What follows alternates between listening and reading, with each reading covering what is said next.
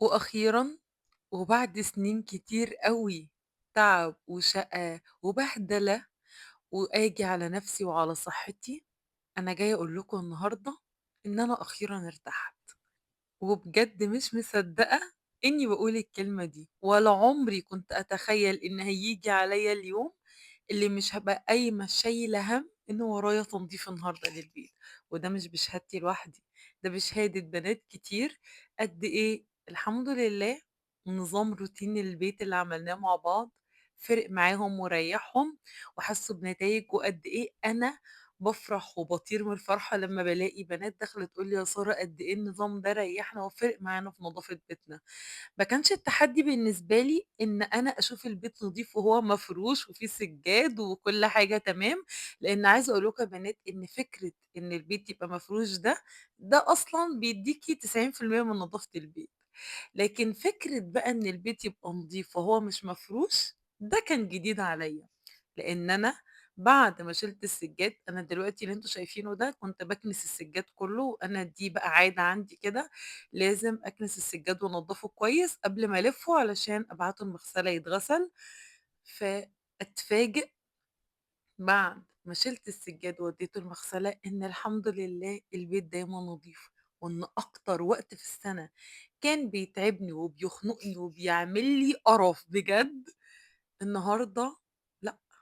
أنا البيت نضيف لإن أنا كمّلت بنفس الروتين بالضبط في البيت وهو من غير سجاد، والحمد لله ده كان الchallenge الحقيقي بالنسبة لي، إن أنا أشوف البيت برضه نضيف حتى والسجاد مش موجود. فبجد الحمد لله على النعمة دي، الحمد لله إن أنا بقيت قادرة أسيطر على البيت، وإن أنا خلاص ما بقيتش باشيل بجد هَم تنضيف البيت، وده مش كلام، دي حقيقة خلاص الحمد لله. لو أنتِ بقى لسه لحد النهارده مش ماشية على الروتين، يبقى أنتِ بجد فايتِك كتير أوي، ولو لسه فاكرة إن الروتين ده أي كلام، صدقيني أنتِ حياتِك عمرها ما هتتنظم غير وأنتِ ماشية على الروتين. ازيكم يا احلى بنات يا امارات عاملين ايه؟ وحشتوني جدا جدا جدا قد الدنيا كلها. فيديو جديد، وطبعا فيديو النهارده مش زي اي فيديو. قبل ما نبدأ الفيديو انا عايزه اللايك، وكمان عايزاكي تسيبي لي كومنت زي القمر زيك يفرح قلبي، عشان انتوا مش متخيلين قد إيه يا بنات كومنتاتكم دي بتفرّحني وبتطيّرني من الفرحة كمان، ولو أول مرّة بتشوفيني أتمنى تشتركي معايا في القناة وتفعّلي الجرس علشان يوصلِك دايمًا إشعار بالفيديو أول ما أنزّله. فيديو النهارده خطير، كُلّه حماس وكُلّه تحفيز وما فيش جرعة حماس أكتر من كده، أنا شِلت السجّاد، والنهارده هنتكلّم مع بعض عن الروتين الموسمي، الروتين اللي بيتعمل كل سَنة وأيوه مش شرط كل سَنة.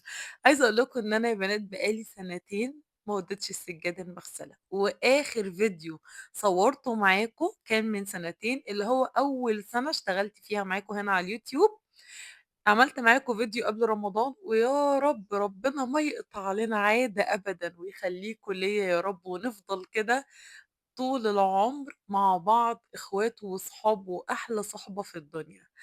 ف آخر مرة أنا نزّلت السجاد كان معاكم هنا من سنتين. وأنا عندي يا بنات السجاد من التنضيفات الموسمية، يعني إيه تنضيف موسمي؟ يعني ما بيتعملش كل أسبوع ولا كل شهر، هو له season معين أو موسم معين بيتعمل فيه. أنا الحمد لله اتعودت إن أنا قبل رمضان، بما إن رمضان بالنسبة لي هو أحلى حاجة ممكن تحصل لي، وأحلى حاجة باستناها كل سنة، فبابقى نفسي الشهر ده أبدأه بالبيت كله نضيف، مش عشان إحنا مش هننضف في رمضان، لأ، علشان بابقى حابة إن أنا أشيل جزء كبير من تنضيفات البيت من عليَّ. فأنا لمّا أبدأ رمضان والسجاد بتاعي نضيف، فهاعرف إن أنا يبقى اللي ورايا حاجات يا دوب هاكنس السجاد كل يوم، هادخل العيد برضه والسجاد نضيف، ما عنديش استعداد إن أنا أضيّع يوم واحد في رمضان باشيل سجاد والّا بانضّف والّا باكنس خالص. أنا رمضان باحب إن أنا يعني يبقى أكتر وقت فيه مخصص للعبادة، وكمان إن أنا أبقى دايمًا مرتاحة. بُصّوا مهما كان البيت نضيف والسجاد مش مفروش، ده بالنسبة لي وضع غير مريح. أنا مش حابة في رمضان إن أنا أبقى مش مرتاحة بصراحة، حابة إن أنا كل حاجة تبقى ماشية تمام كده وببساطة والدنيا دايمًا مترتبة. الناس بقى اللي بجد يعني بتقضّي فترات الصيف من غير سجاد، أنا مش عارفة أنتم بتعملوا كده إزاي؟ أنا قاعدة في البيت متوتّرة، يعني فكرة إن البيت من غير سجاد دي حاجة موتّراني جدًا بجد. ف عايزة أقول لكم بقى إن أنا لمّيت السجاد كلّه ودّيته المغسلة، وأكتر حاجة عارفين يا بنات لو كان السجاد حتى نضيف معايا، يعني أنا الحمد لله زي ما قُلت لكم ولادي مش صغيّرين، ما باحتاجش إن أنا أنزّل كل سَنة السجاد، أنا ممكن أقعد 3 سنين على فكرة السجاد ما انزّلوش المغسلة عادي، ما دام أنا محافظة عليه. ولمّا في بنات سألتني: "يا سارة أنتِ إزاي ما بتنزّليش السجاد المغسلة كل سَنة، طَب بتحافظي عليه إزاي؟" أنا يا بنات أي بُقعة بتيجي على السجاد أول بأول بالحقها على طول. طيب هل ده معناه إن عشان ولادي كبار ما بيتبقّعش؟ لأ طبعًا، ساعات حاجات طبعًا بتُقع، السجادة اللي بناكل عليها بتتبهدل، فدايمًا باجيب منظف سجاد أساسي معايا، ومعايا فُرشة وأي بُقعة على طول بانضّفها. السنة دي أكتر حاجة كانت مخلّياني لازم هاودّي السجاد إن كارما أنتم عارفين إنها كانت تعبانة الفترة اللي فاتت دي، ويا حبيبة قلبي كانت معدتها على طول تعبانة، فكانت أكتر من مرّة رجّعت على السجاد. فكان بالنسبة لي الموضوع هنا خط أحمر بقى، يعني أنا نضّفته طبعًا في وقتها مش هاسيب السجاد متوسّخ، لكن يعني كنت بانضّف دايمًا السجاد، بس مهما كان في حاجات كده خلاص بيبقى السجاد محتاج بقى ينزل المغسلة، وخصوصًا إن مش سجادة ولا 2، لأ الموضوع كان على أكتر من سجادة. فقُلت خلاص بقى في رمضان، يعني أنا نضّفتها وقتها وقُلت على قبل رمضان إن شاء الله هالِم السجاد كلّه وابعته المغسلة يتغسل. أنا ما باغسلش السجاد في البيت، لإني ما عنديش مكان يا بنات أغسل فيه سجاد، يعني أنا حمامي صغير، فما عنديش مساحة كافية إن أنا أغسل فيها السجاد. كمان في الreception وفي الأماكن دي في خشب كتير، فعمري ما أعرفش مثلًا في السفرة إن أنا أحط السجادة أغسلها، لإن عندي البوفيه مثلًا والنيش الاتنين خشب لامسين الأرض، فمش عايزة أبهدل حاجتي. فيعني عارفين لو كان عندي مساحة كبيرة كان ممكن أغسله عادي. خصوصًا إن أنا الحمد لله ما باسيبش فيه بُقع، يعني هو أصلًا مش هياخد مجهود كبير ولا تعب كبير. وكمان ما عنديش بلكونة، يعني ده بقى المشكلة الأكبر إن أنا كمان ما عنديش بلكونة. هنا يا بنات كنت أنا قبل ما أبدأ خالص إن أنا أشيل السجاد، يعني أنا كلمت المغسلة قالوا لي هنبعت حد ياخد السجاد، فقبل ما يعني أطلع خالص ألِم السجاد عملت إيه، كنت أنا يومها عاملة مكرونة بشاميل. وفاكرين لمّا اتفقنا مع بعض وقُلت لكم إن أنا من أكتر الحاجات اللي هاحاول أعملها الفترة الجاية دي عشان أسهّل على نفسي، إن أنا دايمًا الفرن أول بأول الصاج اللي بيتعبني في الغسيل ده لو لقيته اتبهدل هاخده أغسله. وفعلًا يا بنات أنا عملت كده، يعني بعد ما خلّصت الأكل وهو لسه سخن أخدته الأول رشيت عليه سيترس وسِبته وأنا باغسل المواعين قُلت هاغسله.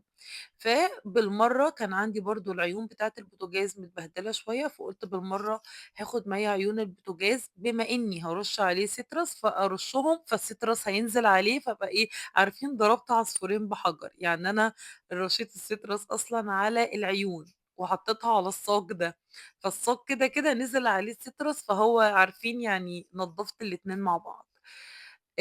الحركة دي بقى فرقت معايا جدًا، بجد، يعني أنا عملت الموضوع ده مرّتين ورا بعض، فلمّا هاجي أعمل التنضيف بقى الشهري بتاع الفرن، هالاقي الفرن أصلًا مش ما فيهوش تعب ليّا، وإحنا كل هدفنا إن إحنا نرتاح، بجد حاجة بسيطة جدًا، هو تنضيف الصاج مش هياخد منِّك حاجة، ولو أنتِ كل مرّة بتشغّلي الفرن طلّعتيه فيها ونضّفتيه، مرّة طلّعتِ الصاج ده، مرّة طلّعتِ الشبكة، بجد يا بنات هو هتلاقي بعد كده الفرن تنضيفه مش واخد وقت خالص معاكِ.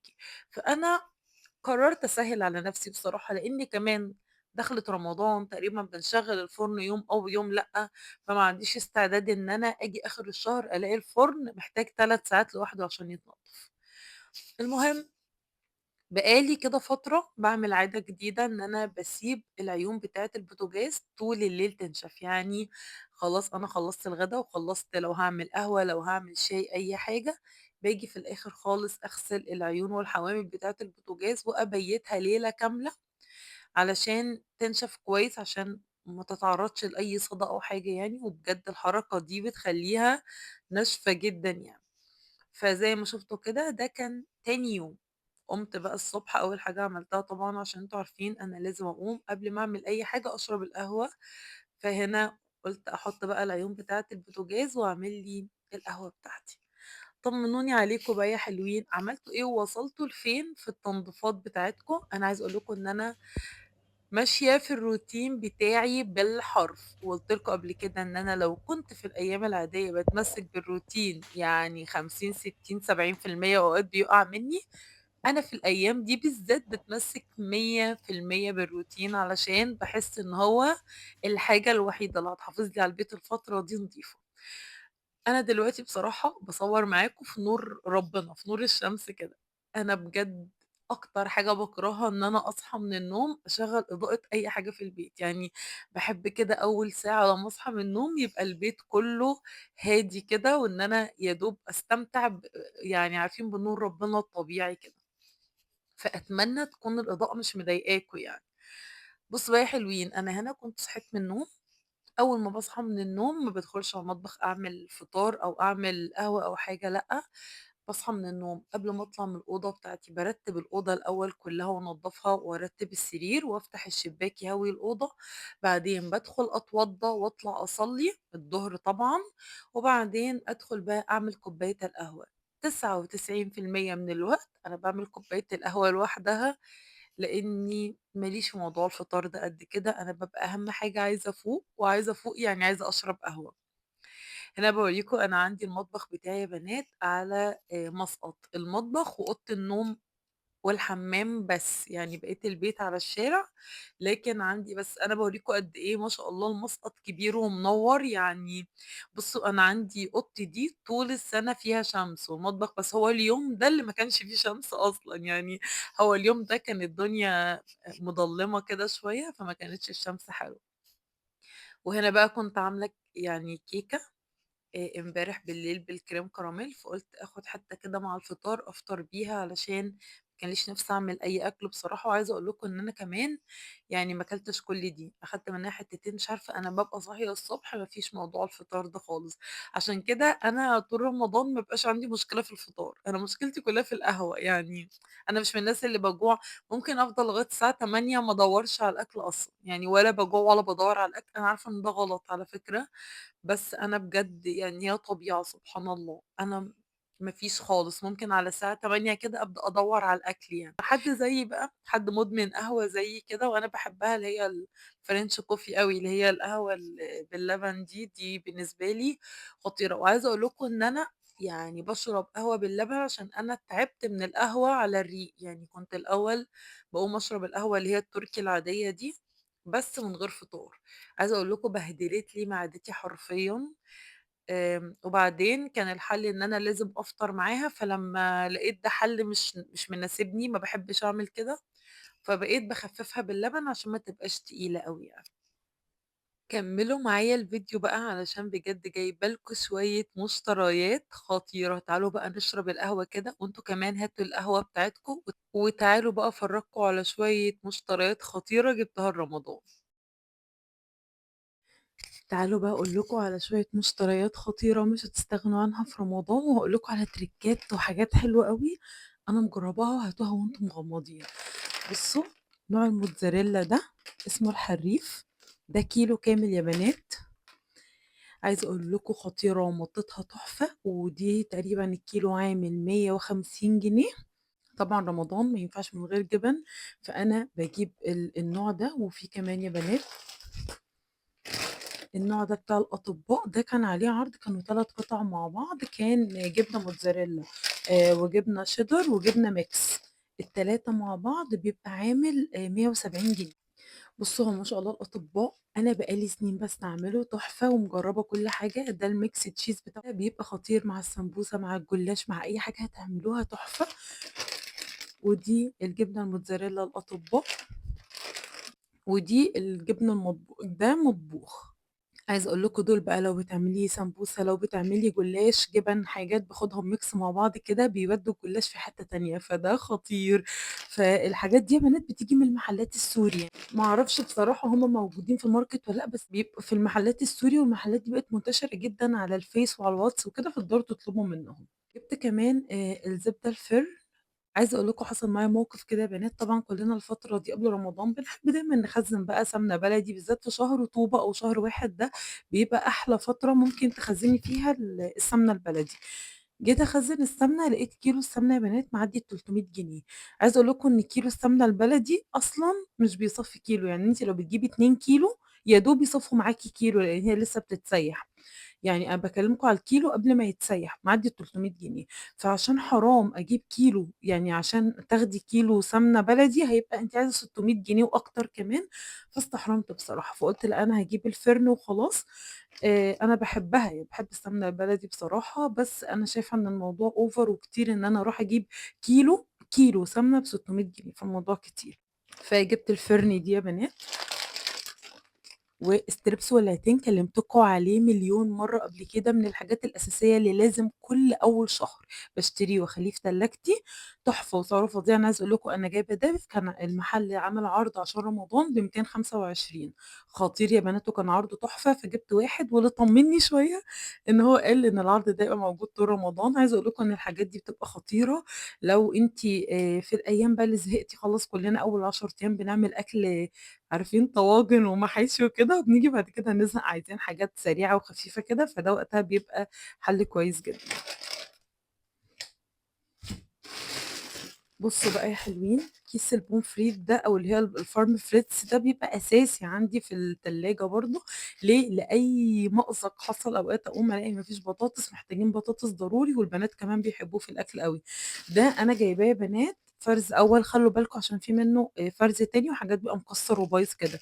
ده فرز أول ما شاء الله بيبقى تحفة. عايزة أقول لكم إن الكيس ده 2 كيلو ونُص، بُصّوا حجمه أهو.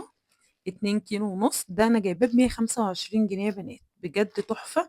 وأصلًا بيبقى في الماركت أضعاف، أنا باجيب الكيلو في الماركت ب80 جنيه تقريبًا أو بحاجة و70 جنيه، فده موفّر جدًا.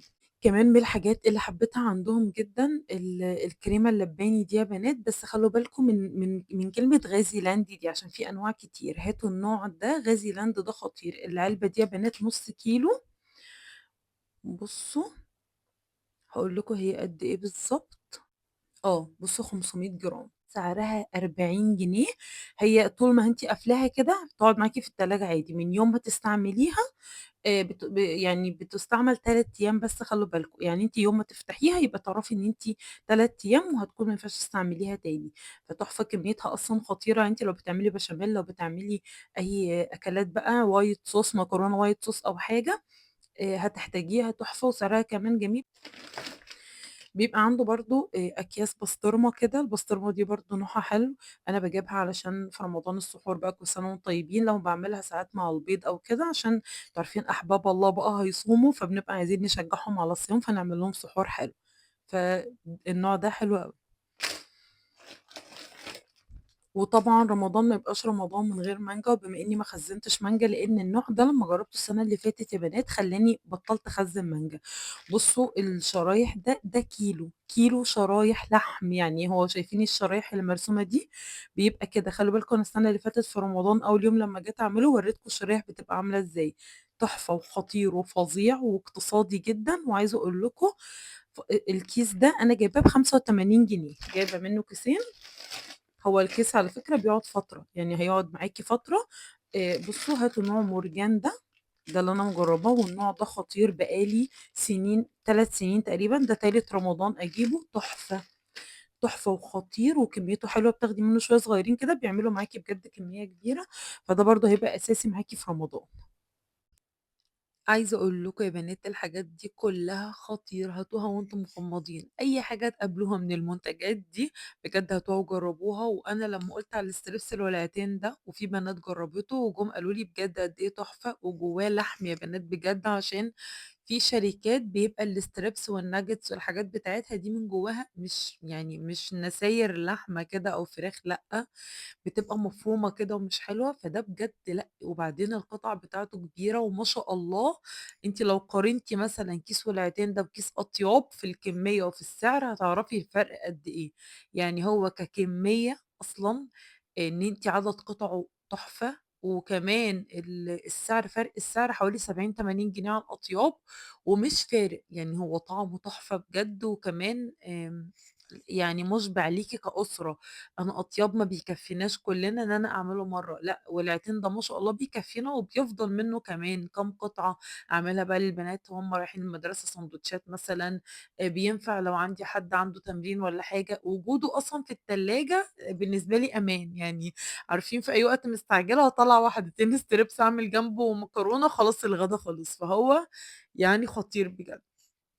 وبرضه من الحاجات اللي هتساعدِك جدًا وهتفرق معاكِ إنِّك لمّا تجيبي قالب الزبدة ده، اوعي تشيليه زي ما هو كده في التلاجة، لإن هو أو تشيليه عمومًا يعني، أنتِ لو حاطاه برّه التلاجة هو هيسيح، لو أنتِ حاطاه جوّه التلاجة فكرة إن الورقة بتاعته تتكشف ويبدأ ينشف من أجزاء معيّنة، فبجد يعني خدوها من تجربتي، أنا جرّبت ده وجرّبت ده، لأ فكرة إنِّك تبقي مقطّعاه ودي مش أول ولا تاني ولا تالت مرّة أعمله، لأ أنا الفِرن ده باجيبه دايمًا، وهو مش بديل عن السمنة البلدي، لكن في الوقت اللي إحنا فيه حاليًا ومع الأسعار اللي مش طبيعية دي، هنحتاجه بجد، يعني هو لو بتعملي بيه البيض، لو بتعملي بيه الرز أو كده، هو طعمه جميل مش وِحِش بصراحة، لكن أنا شايفة إن في استهبال في الأسعار مش طبيعي، يعني أنا عايزة أقول لكم من ناحية السمنة البلدي اللي أسعارها بقت فظيعة، ومن ناحية تانية الفراخ اللي وصلت ل100 جنيه، هو في إيه يا جماعة؟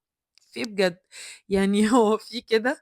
بجد والله ربنا يعيننا جميعًا يا رب، ويعين أزواجنا علينا وعلى الغلاء اللي إحنا عايشين فيه ده، لإن حرام، حرام يعني الناس داخلة على رمضان وداخلة على مدارس، ودخلة المدارس دي لوحدها ابتلاء والله يعني لسه كارما عمّالة تقول لي: "يا ماما عايزة كراسات عشان المدرسين مش عايزين كراسات الترم الأول وعايزين كراسات جديدة." وإيه يا جماعة أنتم شايفيننا تجار مخدرات، أنتم شايفيننا إيه بجد؟ وإيه المشكلة ما تكمّلوا يا جماعة، الكراسات القديمة هتعيّط لو كمّلتوا فيها الترم التاني يعني، ما الكراسات فاضية، ما يكمّلوا الترم التاني. لكن بجد كمية استفزاز مش طبيعية، فعشان تنزلي بقى تشتري كراسات جديدة، ولسه دروس بقى كمان بدأت وفلوس دروس ودخلت رمضان، فربنا والله يعيننا يا رب جميعًا على الغلاء وعلى اللي إحنا فيه وعلى المتطلبات اللي مش طبيعية وما لهاش علاقة بالمرتبات، يعني هتحسوا إن إحنا المرتبات يعني تبكي في الركن البعيد الهادي، وما لهاش علاقة بالأسعار اللي في الدنيا. يعني بجد. فالحمد لله على كل حال. فعايزة أقول لكم إن أنا بقى من التريكات اللي فعلًا باعملها دايمًا دلوقتي، إن أنا أول ما أجيب الزبدة كده باقطّعها مكعبات، وبابدأ إن أنا أحطها في علبة تلاجة، باحط كيس تحتيها زي ما شفتوا كده، وكيس فوقيها علشان أنا مش عايزاها تنشف، كيس تلاجة عادي، وبعد لمّا باحتاج بقى أي وقت باطلّع من التلاجة يا دوب آخد مكعب كده بيبقى الموضوع خطير. وخلّي بالِك الزبدة بتتحرق، فوأنتِ بتحطيها على النار خصوصًا لو مطلّعاها من التلاجة، حطّي معاها رشة زيت صغيّرة كده، وأنا في الغالب يا بنات باجيب الفِرن دي وباجيب معاها إزازة زيت كريستال، وهُم دول اللي هاقضّي بيهم رمضان، يعني باحط كده مكعب زبدة ومعاه شوية زيت وخلاص الموضوع زي الفل، والأكل بيبقى ما شاء الله روعة يعني. فأنتِ برضه لو أنتِ بتجيبي أنا عايزة أقول لكم إن أنا لقيت في الماركت سمنة المراعي، لقيت المراعي عاملة سمنة وأنا باحب منتجات المراعي بصراحة، فقُلت نجرّب يعني أجيبها، فاتفاجئت إن إزازة الس ال ال علبة السمنة النُص كيلو مش الكيلو، النُص كيلو اللي هي 450 جرام تقريبًا ب450 جنيه، اللي هو نعم، في إيه يا جماعة؟ لأ في إيه بجد؟ فطب ما أنا أروح أجيب لي كيلو سمنة بلدي يعني يا جماعة، إيه اللي يخلّيني أروح أجيب السمنة المراعي، أجيبها وهي أصلًا 450 جرام، أروح أجيبها طب ما هو كيلو السمنة البلدي ب300 جنيه وهيدّيني نفس الكمية دي، فلأ يعني حاسة إن هُم بيستهبلوا في الأسعار جامد، حتى برضه شُفت مزارع دينا وشُفت حاجات تانية الأسعار over يعني over بغباء يعني. عايزة أقول لكم بقى مجهّزة لكم شوية فيديوهات الفترة اللي جاية دي خطيرة، فعايزاكم ما تنسوش لو أنتِ لسه مش مشتركة في القناة تشتركي معايا وتفعّلي الجرس عشان أوعدِك إن الفيديوهات الفترة اللي جاية دي هتعجبِك جدًا. الفيديو اللي بعد ده على طول هيبقى مشتريات رمضان الخطيرة، واوعي تفوّتي الفيديو ده، لإني متأكدة إنه هيعجبِك جدًا، وكمان هيفكّرِك لو أنتِ لسه في حاجة ما جبتيهاش أو حاجة ناسياها، أنا عارفة إن ناس كتير نزلت أول الشهر اشترت حاجات رمضان، بس أنا جايبة حاجات خطيرة، فاستنوا الفيديو اللي جاي عشان أنا متأكدة إن شاء الله هيعجبكم جدًا، وكمان الفيديوهات بعد كده هتبقى عن تنضيفات رمضان بقى وهنفرش السجاد مع بعض، فاتأكدي إن أنتِ مفعّلة الجرس علشان أول ما أنزّل الفيديو يوصل لِك إشعار على طول وتدخلي تتفرّجي على الفيديو كمان تستفيدي منّه. وطبعًا ما تنسوش كمان تشيّروا الفيديو مع أصحابكم، بجد يا بنات هي القناة مش ميتة، القناة مقتولة، مين اللي قتلها أنا مش عارفة، يعني القناة في ذمة الله بجد، فأتمنى إن أنتم تعملوا لايك لأن اللايك بيفرق جدًا مع اليوتيوب، وكمان يا بنات علشان خاطري رشّحوا الفيديوهات لأصحابكم وأنا متأكدة إن هُم بجد هيدعوا لكم والله، لإن إن شاء الله هُم هيدخلوا يستفيدوا، وأنتم اللي بتقولوا لي قد إيه الحمد لله الفيديوهات بتعجبكم وبتستفادوا منها، وفي بنات كتير بتدخل تقول لي: "يا سارة لمّا بتتأخري علينا إحنا بندخل نتفرج على الفيديوهات القديمة وقد إيه بنستفاد منها." فالحمد لله يعني أنتم عارفين الفيديوهات مفيدة، فلو سمحتوا شيّروا الفيديو مع أصحابكم علشان نِفْسي القناة إن شاء الله تكبر كده بيكم، ونبقى عيلة كبيرة ونبقى أحلى عيلة في الدنيا كلّها.